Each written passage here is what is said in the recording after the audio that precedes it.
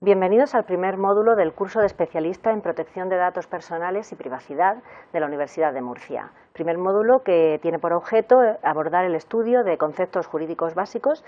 especialmente del estudio de la protección de datos personales como derecho fundamental. Soy Magnolia Pardo y seré su profesora durante este primer módulo. El módulo 1 está estructurado básicamente en tres grandes partes que pretenden facilitar el estudio al alumno. Una primera parte aborda el origen histórico y el concepto de derecho fundamental en general, aunque inevitablemente se harán algunas remisiones concretas a la protección de datos para que el alumno vaya ambientando y relacionando ya lo que va a ser su objeto de estudio con estos conocimientos generales. Una segunda parte del módulo abordará las garantías especialísimas, las más rígidas con las que cuenta el ordenamiento, que revisten los derechos fundamentales, incluida la protección de datos personales, y por último, la parte final del módulo está destinada a abordar el concepto de protección de datos personales en sí mismo, su contenido esencial, su decantación jurisprudencial y la diferenciación entre este derecho y otros derechos fundamentales. Comenzaremos por el concepto de derechos fundamentales, de libertades públicas o de derechos humanos, porque vamos a descubrir que la nomenclatura es cambiante. A raíz de las revoluciones atlánticas, se consideran tales la Revolución Americana, la Revolución Francesa, incluso la Revolución Española de 1812, una serie de categorías o de planteamientos de claro contenido filosófico y valorativo que habían ido forjándose en Europa durante la Ilustración penetran de pleno en los textos constitucionales e inician su lento camino hacia la juridificación. Estamos hablando de lo que la Constitución española menciona con muchísima frecuencia como derechos fundamentales. Estos derechos se consideran inherentes al ser humano por el simple hecho de serlo, derivarían de la dignidad que se les reconoce y, por tanto, no son un reconocimiento o una creación propia del derecho. También, en el origen del constitucionalismo, se hace no solamente esta afirmación vinculada a la dignidad del ser humano, sino la asociación entre dos ideas básicas para los derechos fundamentales, que libertad no puede existir sin igualdad y a la inversa, no existe igualdad sin libertad. Es decir, estos derechos fundamentales, estas libertades públicas, deben reconocerse a todos los hombres, a todos los seres humanos, sin excepción. Hasta tal punto es importante la categoría de derecho fundamental para el constitucionalismo, que no hay constitución que no contenga como parte esencialísima de la misma lo que se ha dado en llamar parte dogmática, es decir, un catálogo de derechos fundamentales o de libertades públicas reconocidos y consagrados por el derecho a todas las personas físicas, a todos los ciudadanos. Si en el origen el planteamiento es claramente filosófico, lo cierto es que progresivamente se transforma en un planteamiento claramente jurídico. En un primer momento, evidentemente, las constituciones durante el siglo XIX no son auténticamente textos jurídicos, son más bien textos programáticos, pero su tendencia final es esta y cuando se conviertan en auténticos textos normativos, los derechos fundamentales serán con ello auténtico derecho directamente aplicable y plenamente normativo. Debemos también tener en cuenta, no obstante, que aunque constantemente aludimos a una base universal de los derechos fundamentales, la que emanaría de esa dignidad que es inherente al ser humano y, por lo tanto, teóricamente inalterable en el tiempo y en el espacio, esto debe ser relativizado porque lo cierto es que la decantación de los derechos fundamentales ha sido progresiva y diferenciada, no solamente en cuanto al tiempo, sino también desde un punto de vista espacial. Bien, la Constitución española, en su título primero, recoge lo que se conocería como parte dogmática. Nos estamos refiriendo a los artículos 10 y siguientes, que tienen como rúbrica general la de derechos y deberes fundamentales. Ya hemos dicho que la nomenclatura es cambiante, aunque claramente la Constitución española ha optado por las que venían siendo las rúbricas tradicionales para la doctrina española, la de libertades públicas y la de derechos públicos subjetivos, abandonando el concepto de derecho humano que es con frecuencia más usado en el mundo anglosajón, por lo menos en el Reino Unido. Estados Unidos, sin embargo, prefiere derechos civiles, derechos políticos. La cuestión es indiferente desde el punto de vista terminológico porque lo realmente importante es la realidad a la que se alude. También es cierto que en este título primero, amplio en contenido y fraccionado en 5 capítulos, no todo lo que se recoge y todo lo que se contiene en él son derechos fundamentales en sentido estricto. Si lo analizamos de cerca, observaremos que junto a los derechos fundamentales en sentido estricto encontraremos otros derechos constitucionalizados por su importancia, pero que a día de hoy no reciben la calificación de derecho fundamental, e incluso encontramos en el capítulo tercero una serie de directrices, de principios conocidos como principios rectores del ordenamiento jurídico, que no son realmente normas directamente aplicables, ni mucho menos, sino que son más bien mandatos dirigidos al legislador y a los poderes públicos. Bien, los derechos fundamentales han sido objeto, esto es muy propio de todos los juristas, de clasificación. No obstante, aunque vamos a proceder al análisis somero de la clasificación, porque podrá ser estudiada con más detenimiento en el módulo en concreto y en los materiales de que disponen los alumnos, sí que debe ser advertido el carácter relativo que toda clasificación encierra y también su utilidad y hasta dónde llega. No debemos obsesionarnos con las clasificaciones, porque no sería extraño encontrar derechos de muy difícil catalogación que presentan características de una y otra categoría o que es difícil determinar en qué estado evolutivo aparecen o a qué clasificación podríamos reconducirlos. Y para mostrar que no hay que obsesionarse con las categorías, baste poner el ejemplo de que la doctrina americana no tiene la costumbre de clasificar los derechos fundamentales, sino que procede simplemente al estudio de los mismos en función de sus peculiaridades. Una de las clasificaciones ya clásicas que atiende al contenido del derecho es la que realizó Jelinek en el siglo XIX y obviamente no pudo prever lo que sería el último estadio de esta categoría conceptual. Planteando un poco como hilo conductor la relación que mantiene el sujeto con el poder público y con el Estado, Jelinek iba marcando estadios evolutivos. En un primer momento habría un status libertatis, donde al ciudadano frente al Estado se le reconoce un ámbito de libertad personal, que posteriormente da a un status civitatis, porque da lugar a un conocido como status civitatis, porque ahí ya sería titular de ciertos derechos fundamentales. Posteriormente daría lugar al status active civitatis, porque ya no es simplemente titular de derechos y de esferas de libertad que deben ser respetadas, sino que puede exigirle al Estado también la participación en ciertos asuntos y, por último, llegaríamos al status positivus socialis, donde en el marco del Estado social tiene derecho a ciertas prestaciones. Esta no es la única clasificación posible, es también posible clasificar los derechos fundamentales en función de su naturaleza, de su contenido, no propiamente, sino de la actividad que se pretende obtener de los poderes públicos para su plena satisfacción. El primer núcleo, también cronológicamente hablando, sería el de los que conocemos como derechos de libertad. Estos derechos aparecen garantizados simplemente con que el Estado y los poderes públicos procedan a proteger una esfera personal del individuo en la que no penetran, y la conducta que se le exige al poder público es, por tanto, básicamente la abstención. En un segundo momento aparecerían los derechos de prestación. Aquí ya la abstención no es suficiente, sino que por el contrario de los poderes públicos se exige la realización de una actividad concreta. Si tuviésemos que poner un ejemplo de derecho de libertad clásico, posiblemente la intimidad fuera uno de ellos, y si tuviéramos que poner un ejemplo de derecho de prestación paradigmático, sin duda la educación, también muy de actualidad en los días que corren con la Ley de Educación recién aprobada. Es cierto también que esta primera clasificación, que es un clásico, debe relativizarse, porque en el avanzar de los derechos fundamentales y en la juridificación de los mismos es un acuerdo reconocido por doctrina, por Tribunal Europeo de Derechos Humanos y por Tribunal Constitucional Español, que no solamente con la abstención de los poderes públicos estos derechos aparecen garantizados, sino que es necesario también una actitud activa y positiva de protección de los mismos y de garantía de los mismos.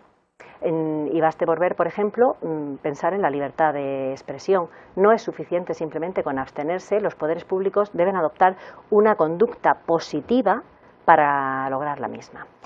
La protección de datos personales, simplemente por adelantarnos y ir haciendo ya ciertas indicaciones a los alumnos, evidentemente desde el punto de vista cronológico es muy reciente, nace casi al final del siglo XX, pero por sus características peculiares podría ser considerada como un derecho de libertad por su íntima conexión con la intimidad personal. La tercera categoría de derechos,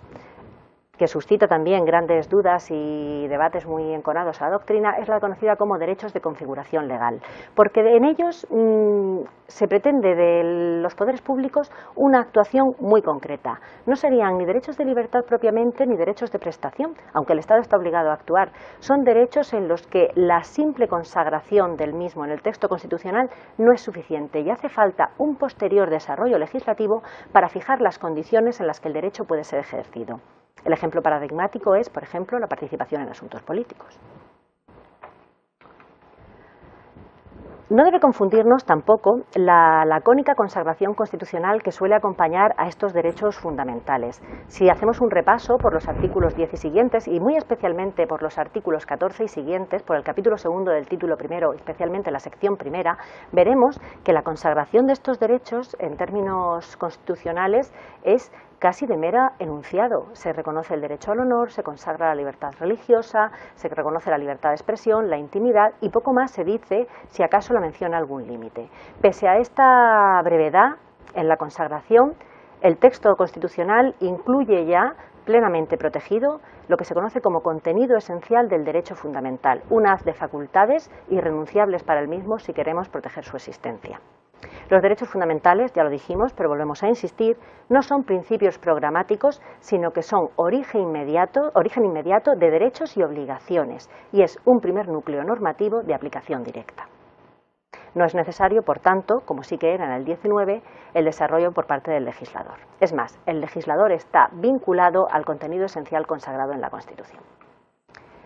Criterios complementarios para decantar el contenido esencial de los derechos fundamentales, y decimos complementarios porque no son excluyentes, sino que ambos actúan de forma integrada, serían el criterio de recognoscibilidad y el criterio de los intereses jurídicamente protegidos. El criterio de recognoscibilidad apela a algo tan básico como la concepción abstracta y previa al reconocimiento jurídico que se tiene de todo derecho. Es, por decirlo de una forma un tanto coloquial, pero fácilmente comprensible, la visión que tendría un ciudadano medio de un derecho fundamental, aquello con lo que identifica al derecho del que se le habla, incluso sin que el legislador haya intervenido.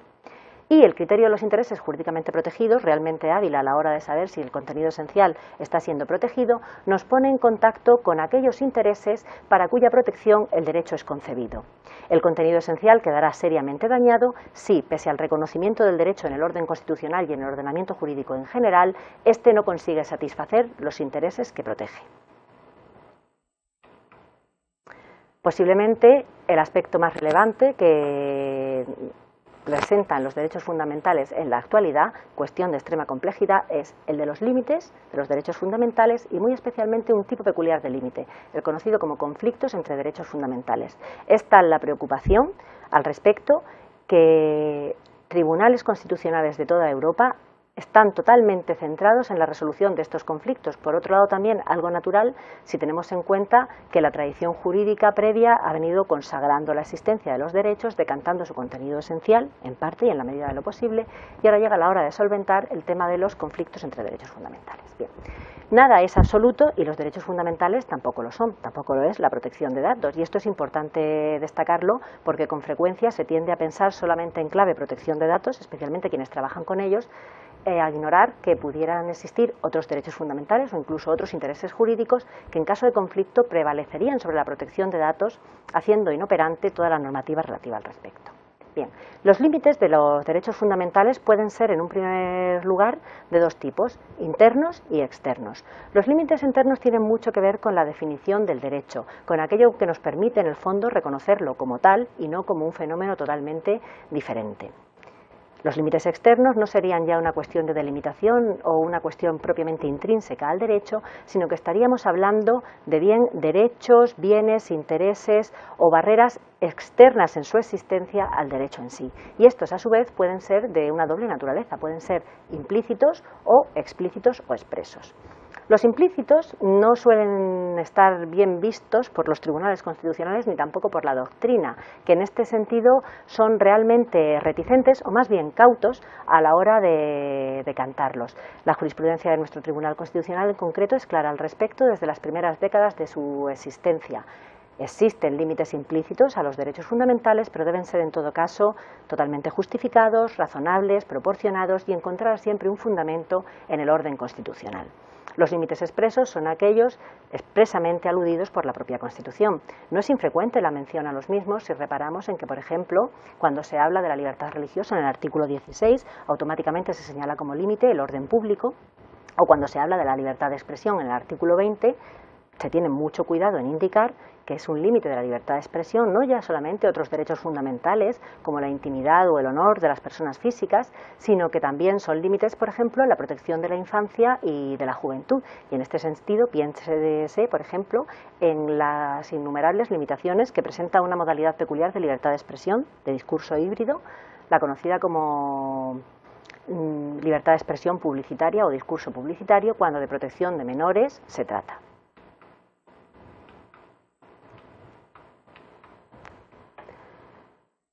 Entre los límites externos que presentan los derechos fundamentales, sin duda el límite más interesante para los juristas es aquel que consiste en otro derecho fundamental. Cuando un derecho fundamental encuentra un límite en otro de categoría idéntica, los conflictos entre derechos fundamentales están servidos. Es lo que se conoce como colisión entre derechos fundamentales y es una cuestión realmente espinosa, donde los tribunales europeos, se insiste, hacen lo que pueden entre las pautas que bien intencionado ofrece el legislador, pero siempre insuficientes, la casuística variadísima, los tiempos cambiantes y el intento de buscar soluciones que no solamente no sean arbitrarias, sino que no lo parezcan y que permitan ir ofreciendo pautas en la resolución de los casos pro futuro.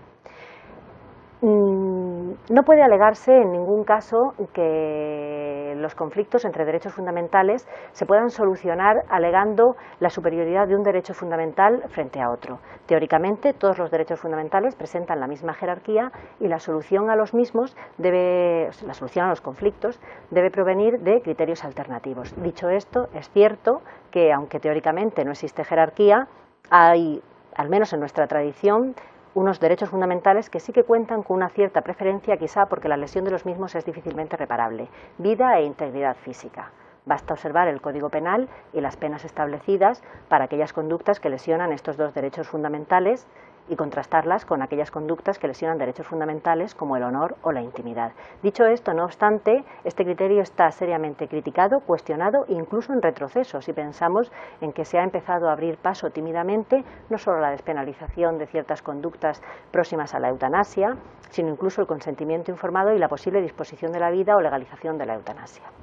Otra de las posibilidades a que acude la doctrina para resolver los conflictos o las colisiones entre derechos fundamentales sería acudir al deslinde entre el contenido esencial y el contenido periférico del derecho. Cuando en la colisión entre dos derechos fundamentales uno resulte lesionado en su contenido esencial y otro solo en su periférico, los tribunales deberían optar por sacrificar aquel que resulta lesionado en el contenido periférico y dar preferencia al contenido esencial. Otra posibilidad también es atender a la posibilidad de efectos reflejos o protecciones indirectas de algunos derechos fundamentales respecto de otros. No solamente el contenido esencial y la colisión entre derechos fundamentales es básica para abordar el estudio de la categoría que ahora nos ocupa, también es importante prestar atención a los artículos 11 y 13 de la Constitución, pues en ellos, en el capítulo primero de este título primero, el constituyente quiso regular ciertas condiciones para determinar y aclarar cuestiones relativas a la titularidad y ejercicio de los derechos fundamentales. Los criterios tenidos en cuenta son básicamente la plena capacidad de obrar y la nacionalidad. Debemos distinguir, por tanto, entre distintas situaciones. En primer lugar, la titularidad de los derechos fundamentales. Para ser titular de derechos fundamentales, de una forma natural, ya aludimos a la dignidad humana, parece que se predican de las personas físicas. Tiene razón de ser y en el origen así era, solamente las personas físicas podían ser titulares de derechos fundamentales, pero andando el tiempo, lo cierto es que la doctrina y los tribunales constitucionales y el propio constituyente se han hecho eco de la posibilidad de que las personas jurídicas, siempre que la naturaleza del derecho lo permita, puedan ser también titulares de derechos fundamentales.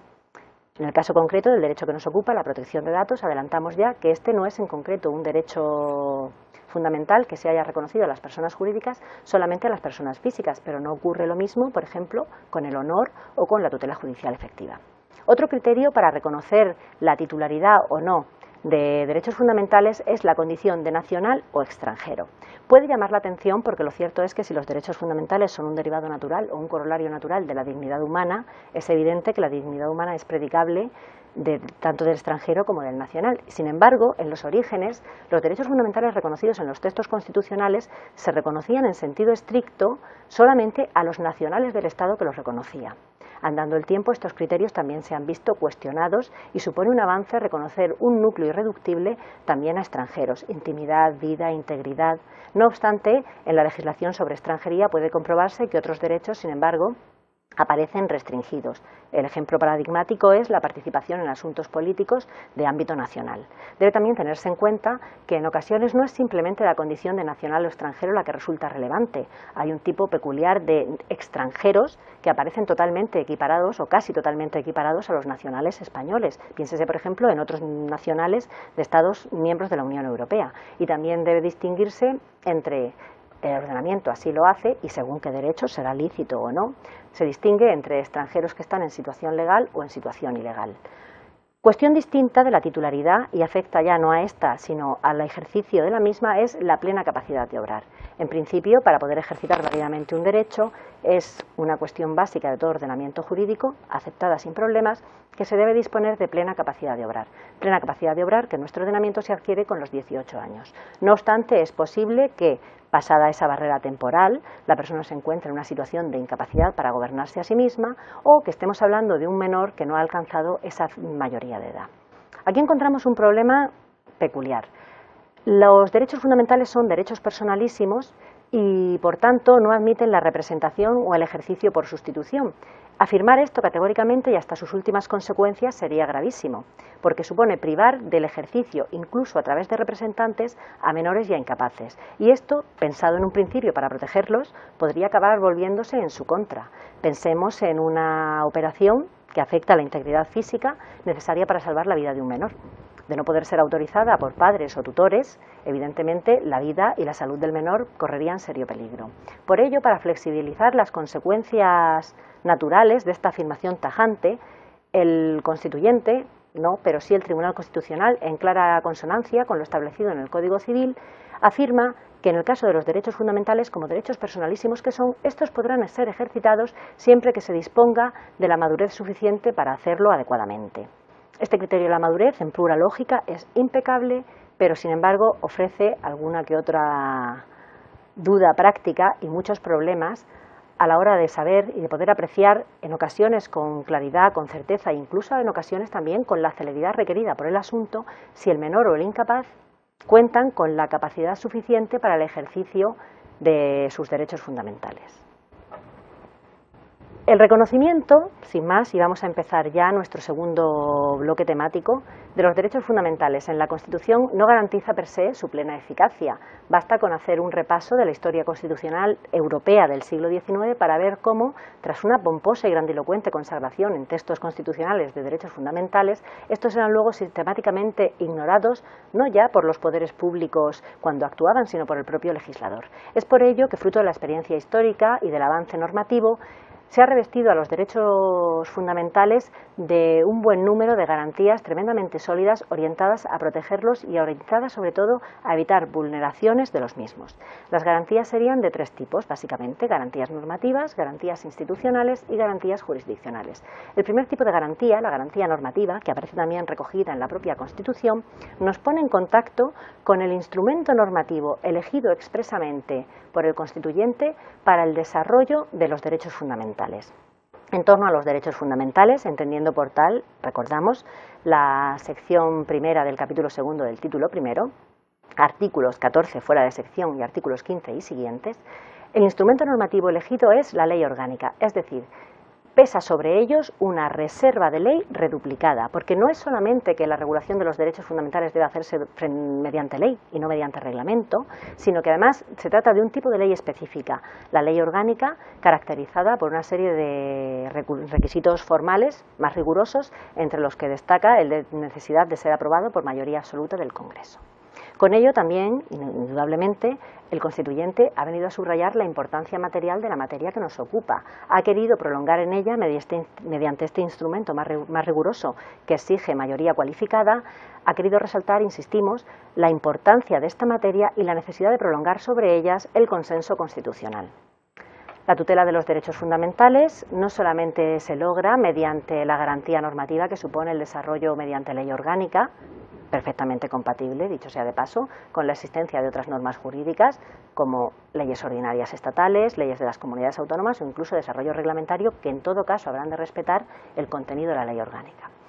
No siendo bastante, con esta garantía normativa, el constituyente español ha sido cuidadoso a la hora de introducir dos garantías institucionales de distinta naturaleza, pero perfectamente ubicadas en torno a los derechos fundamentales: Ministerio Fiscal y Defensor del Pueblo. Totalmente distintos en su actuación y en las posibilidades que presentan, incluso en sus orígenes, ambos han de ser un firme apoyo para los derechos fundamentales. En primer lugar, porque cronológicamente le corresponde, deberíamos hablar del Ministerio Fiscal. Esta es una institución de origen antiguo, del antiguo régimen francés, originariamente el procurador del rey, pero que mantenido y que ha perdurado hasta nuestros días, se ha convertido en el defensor de la legalidad. Es también la persona encargada no solamente de defender la legalidad y la aplicación objetiva de la misma, sino también de velar por aquellas personas que carecen de tutela o de representación. Bien, el Ministerio Fiscal ha sido legitimado para interponer el recurso de amparo y también hay que destacar que su intervención es obligada en todos los procesos ordinarios ante la jurisdicción ordinaria en los que se ventile un derecho fundamental. Por otro lado, el Defensor del Pueblo, institución totalmente novedosa y ajena a nuestra tradición de origen escandinavo, ha sido previsto en el artículo 54 de la Constitución. Es un alto comisionado de las Cortes Generales, designado por estas, y su función es básicamente supervisar la actuación de la Administración para procurar que en todo momento ésta respete los derechos reconocidos en el título primero. Si bien es cierto que el Defensor del Pueblo no es un instrumento propiamente reactivo ni ejecutivo, porque su fuerza nace más bien de la auctoritas que la potestas, no debe olvidarse también que el efecto que produce en la publicidad de sus informes y de sus resoluciones tiene un efecto no desdeñable, y tampoco debemos olvidar que pese a que con carácter general sus funciones son no ejecutivas, aparece revestido también de dos legitimaciones destacadísimas en materia de derechos fundamentales: la posibilidad de interponer el recurso de inconstitucionalidad y la posibilidad de plantear el recurso de amparo. Agotadas las garantías institucionales, llegamos ya a las que se conocen como garantías reactivas o tutelas reactivas de los derechos fundamentales, la tutela jurisdiccional. Y aquí hemos de hacer una precisión porque se han incluido bajo la rúbrica garantías jurisdiccionales garantías diversas que tienen todas ellas naturaleza jurisdiccional, aunque no todas ellas están atribuidas en puridad a órganos jurisdiccionales. El constituyente ha diseñado una doble vía de tutela jurisdiccional de los derechos fundamentales, la que podríamos llamar tutela jurisdiccional ordinaria y la tutela jurisdiccional constitucional. Vamos a comenzar por la tutela jurisdiccional ordinaria, la que realizan los tribunales integrados en el Poder Judicial. Esta tutela no es sustancialmente diferente en absoluto, en principio, a la que se dispensa a cualquier otro derecho, aunque no sea fundamental. La propiedad no es un derecho fundamental y su tutela ante la jurisdicción ordinaria es plenamente posible. La diferencia entre los derechos fundamentales y los derechos no fundamentales no es propiamente esta tutela ordinaria ante los tribunales, sino una tutela especial prevista en la Constitución y que conocemos como tutela preferente y sumaria. La orden que da el constituyente al legislador es la de arbitrar en todas las jurisdicciones, y así se ha hecho en la civil, en la contencioso administrativa y en la laboral, arbitrar, repito, procedimientos especiales orientados a la tutela preferente y sumaria de los derechos fundamentales. Tutela preferente porque, al estar involucrada la defensa de un derecho fundamental, el despacho de estos asuntos no se hará por orden cronológico de ingreso, que es el criterio habitual, sino que se tramitarán con carácter preferente. Y tutela sumaria, no en el sentido de tutela sumaria frente al concepto de tutela plenaria propia del derecho procesal, en el sentido de limitar el objeto, sino tutela sumaria en el sentido de especialmente célere. Estos procedimientos de tutela preferente y sumaria se caracterizan por la supresión de todos aquellos trámites que se consideran innecesarios, por la mayor brevedad de los plazos y en general por una mayor flexibilidad, orientados básicamente a ofrecer la tutela que demandan los derechos fundamentales en tiempos muy inferior a la duración media de un proceso jurisdiccional ordinario. Frente a esta tutela que realizan los tribunales ordinarios integrados en el Poder Judicial, existe también la posibilidad de recabar la tutela ante un tribunal peculiar, el Tribunal Constitucional. Y decimos tribunal peculiar porque, pese a su nombre de tribunal, así está organizado y así funciona, no es en absoluto un órgano integrado en el Poder Judicial. Es más bien un órgano único en su género, único en su especie, único en su orden, y encargado de dirimir cuestiones de índole constitucional, de relevancia constitucional, los recursos de inconstitucionalidad, en los que se vislumbra si una norma con rango de ley en general ha vulnerado o no la Constitución, y también de conocer el recurso que ahora nos ocupa, el recurso de amparo. Recurso que el constituyente estimó oportuno en el título 9 de la Constitución encomendarle a este órgano, aunque dada su naturaleza jurisdiccional clarísima, bien podría habérselo encomendado a los tribunales de la jurisdicción ordinaria. Pero no se hizo así, seguramente por razones de prestigio y razones de desconfianza. El recurso de amparo es un recurso extraordinario, con un objeto limitado. Solamente es posible en aquellos casos en los que se haya producido la vulneración de un derecho fundamental contenido en el artículo 14, en los artículos 15 a 29 y en la objeción de conciencia en su día al servicio militar obligatorio, consagrado a este derecho fundamental en el artículo 30. Es subsidiario porque solamente se puede acudir al Tribunal Constitucional una vez acabada la vía judicial previa. También hemos de advertir al alumno, como podrá comprobar durante la redacción de los materiales, que todas estas afirmaciones que hacemos aquí son muchas veces generales y no exentas de excepciones. Sin ir más lejos, la última alusión referida, el carácter de subsidiariedad del recurso de amparo, tiene una excepción: aquellos casos en los que la vulneración del derecho fundamental provenga de actos sin fuerza de ley emanados bien de las Cortes Generales o de cualquiera de sus órganos, o de las Asambleas Legislativas o cualquiera de sus órganos. Agotado ya el segundo segmento de nuestro módulo, llegamos al que es el objeto propio del curso de especialista y también de este primer módulo, el estudio de la protección de datos personales como derecho fundamental. Aunque en el plano internacional, tratados internacionales ya con anterioridad venían hablando de la protección de datos personales, lo cierto es que en el ordenamiento jurídico español es ineludible la referencia a la sentencia del Tribunal Constitucional número 254 de 20 de julio de 1993, porque en esta sentencia se reconoce por primera vez, se otorga rango de derecho fundamental a la protección de datos personales, y esto es algo realmente destacado y sobresaliente si tenemos en cuenta que la protección de datos personales como tal no aparece reconocida en nuestra Constitución. Es un derecho de decantación jurisprudencial que toma en cuenta sobre todo, y esto ha sido criticado por un sector de la doctrina, el apartado número 4 del artículo 18, de esa genérica referencia que se hace al legislador para que tenga cuidado a la hora de regular el uso de la informática y evitar con ello intromisiones en la intimidad, el honor y otros derechos fundamentales. En un momento dado nuestro tribunal consideró que no era simplemente un instituto de garantía, que también, sino que en ese artículo se contenía un derecho fundamental propio y específico con carta de naturaleza. Criticado doctrinalmente por algunos, que consideran que hubiera sido mucho más acertado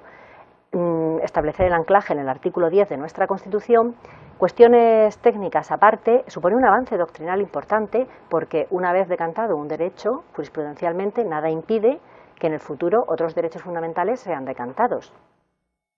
Al no contar la Constitución española con cláusulas equivalentes al artículo 17 de la Constitución portuguesa o a la 9ª enmienda de la Constitución americana, esta sentencia sienta unas bases formidables para el desarrollo del catálogo de derechos fundamentales. Una vez que tenemos esta referencia, la consagración de la protección de datos personales como derecho fundamental, el análisis de la jurisprudencia constitucional claramente presenta 3 líneas evolutivas. Un primer momento, siempre con referencia a la sentencia tantas veces mencionada, sería el de decantación del concepto de protección de datos personales como derecho fundamental y también el delineado de su contenido esencial por parte del tribunal.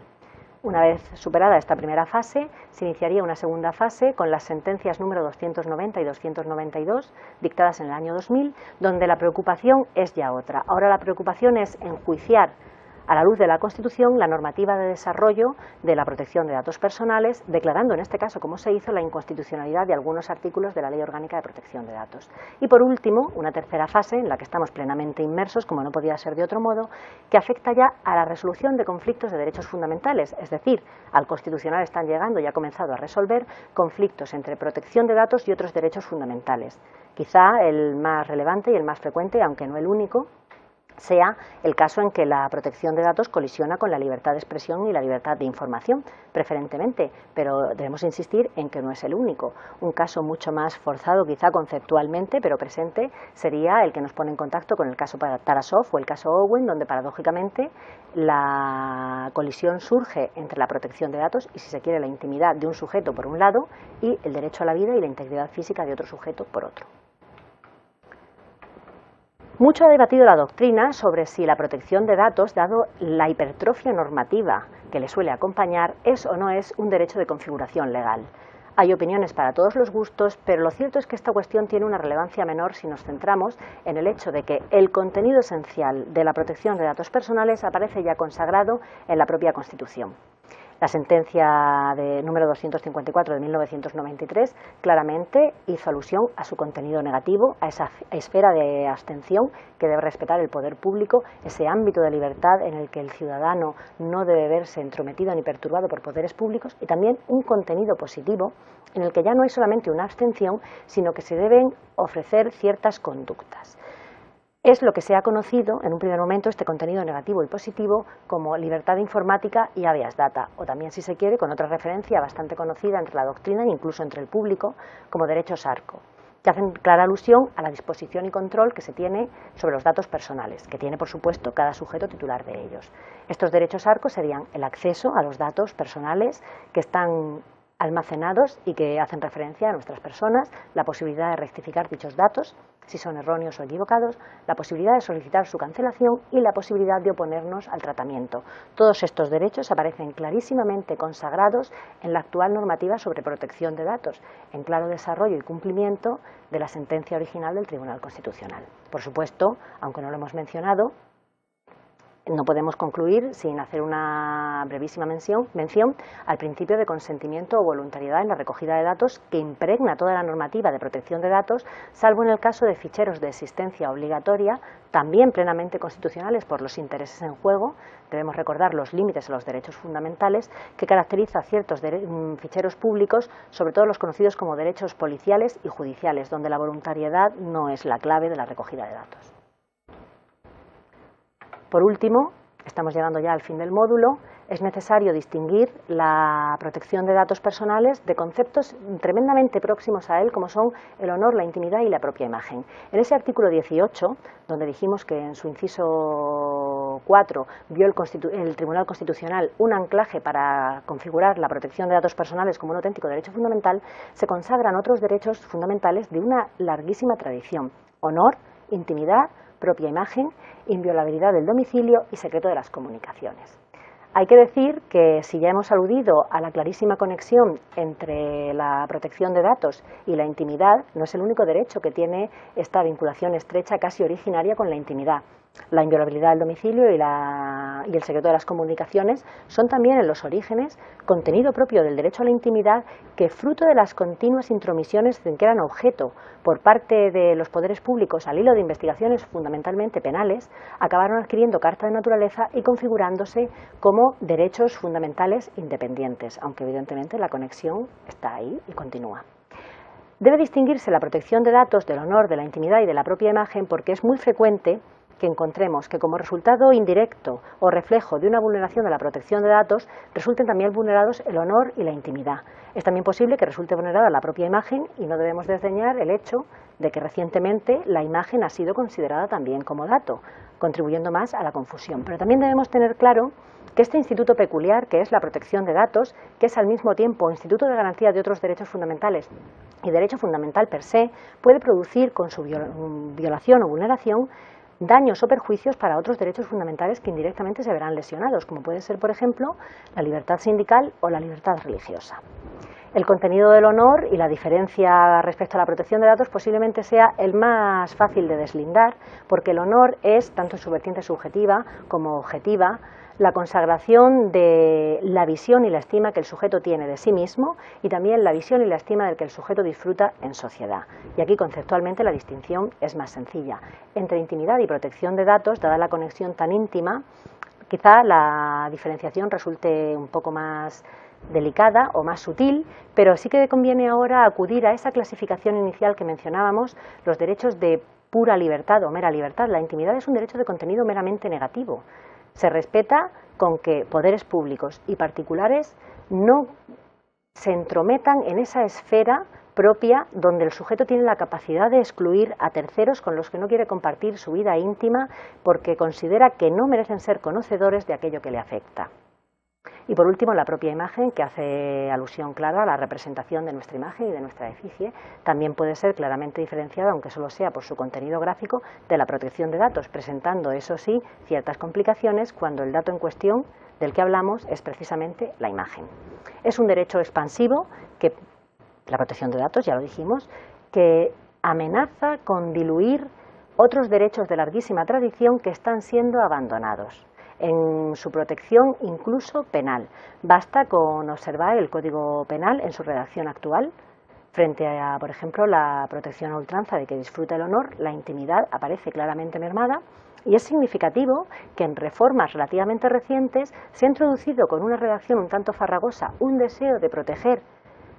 a los datos personales y no ha ocurrido lo mismo con la intimidad. Cabe esperar que en el Código Penal sería deseable, actualmente en proyecto y en vías de elaboración, este defecto sea corregido. También debemos hacer una mención a las categorías híbridas, aquellas que no son solamente datos, aunque los datos están presentes, sino que hay presente otro derecho fundamental, como por ejemplo puede ser el secreto de las comunicaciones. ¿Por qué? Pues porque es muy fácil olvidar que se trata de una categoría híbrida, decantarse solamente por la protección de datos y dejar al margen garantías esencialísimas, incluso reduplicadas, que existen para derechos como el secreto de las comunicaciones. No queremos concluir el módulo sin aludir a una peculiaridad que reviste al derecho a la protección de datos personales, y es la existencia de una agencia independiente, la Agencia Española de Protección de Datos, para tutelar dicho derecho fundamental. Decimos que es una rareza no solo porque la figura de la agencia independiente es ajena a nuestra tradición, sino porque encontramos que la tutela de un derecho fundamental que en principio debiera caer bajo el principio de reserva de jurisdicción se ha encomendado a una administración, y al fin y al cabo, por muy independientes que digamos que es, y también es cierto, y esto debe ser destacado desde el punto de vista del derecho constitucional, que muchas resoluciones de la agencia, en clave de resolución de conflictos entre derechos fundamentales, se han decantado de una forma absoluta, sin matización de ningún tipo, a favor de la protección de datos en detrimento de otros derechos fundamentales, y que sin embargo los tribunales, una vez que esos casos han llegado a ellos, han optado precisamente por la solución contraria. Esta realidad, de nuevo, insisto, nos vuelve a poner en contacto con la rica problemática que hoy día presenta la protección de datos, no solamente el conocimiento estrecho de su normativa, también saber visualizar en clave constitucional todos estos problemas puede ayudar de una forma profunda y útil a quien en el día a día, en su trabajo, maneja los datos personales. Muchas gracias. Y por lo tanto,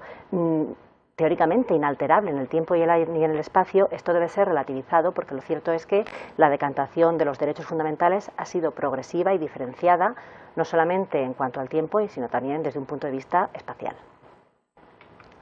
Bien, la Constitución española, en su título primero, recoge lo que se conocería como parte dogmática. Nos estamos refiriendo a los artículos 10 y siguientes,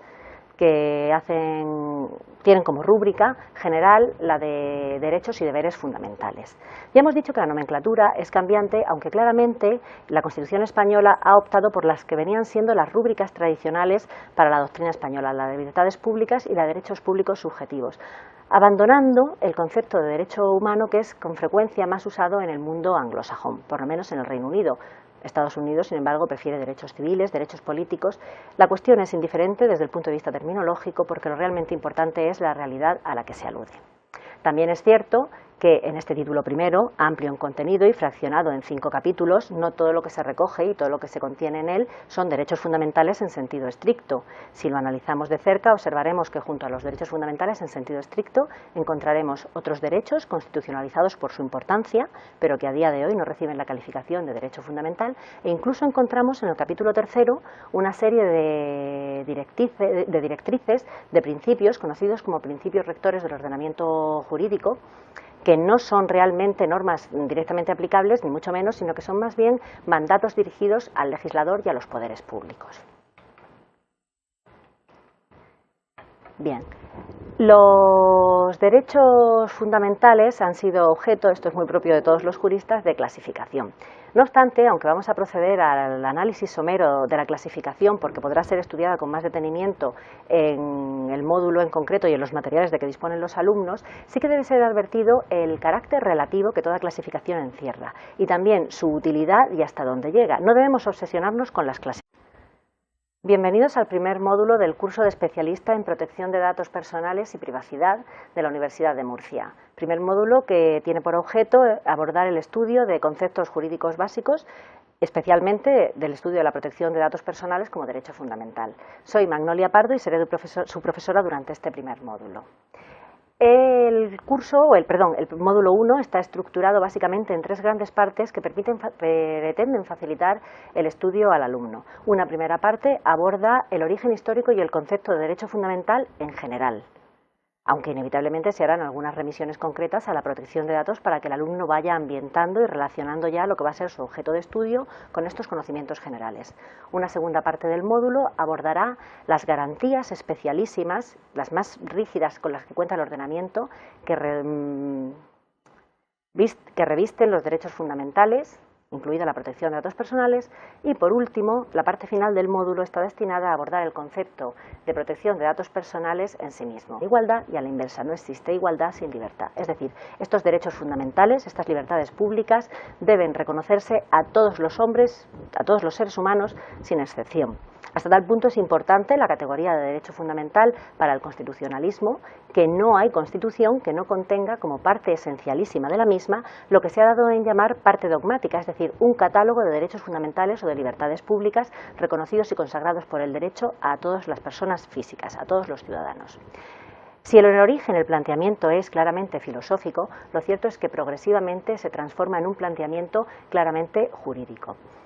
En un primer momento, evidentemente, las constituciones durante el siglo XIX no son auténticamente textos jurídicos, son más bien textos programáticos, pero su tendencia final es esta, y cuando se conviertan en auténticos textos normativos, los derechos fundamentales serán con ello auténtico derecho directamente aplicable y plenamente normativo. Debemos también tener en cuenta, no obstante, que aunque constantemente aludimos a una base universal de los derechos fundamentales, la que emanaría de esa dignidad que es inherente al ser humano, su contenido esencial, su decantación jurisprudencial y la diferenciación entre este derecho y otros derechos fundamentales. Comenzaremos por el concepto de derechos fundamentales, de libertades públicas o de derechos humanos, porque vamos a descubrir que la nomenclatura es cambiante. A raíz de las revoluciones atlánticas, se consideran tales la Revolución Americana, la Revolución Francesa, incluso la Revolución Española de 1812, una serie de categorías o de planteamientos de claro contenido filosófico y valorativo que habían ido forjándose en Europa durante la Ilustración penetran de pleno en los textos constitucionales e inician su lento camino hacia la juridificación. Estamos hablando de lo que la Constitución española menciona con muchísima frecuencia como derechos fundamentales. Estos derechos se consideran inherentes al ser humano por el simple hecho de serlo, derivarían de la dignidad que se les reconoce y, por tanto, no son un reconocimiento o una creación propia del derecho. También en el origen del constitucionalismo se hace no solamente esta afirmación vinculada a la dignidad del ser humano, sino la asociación entre dos ideas básicas para los derechos fundamentales, que libertad no puede existir sin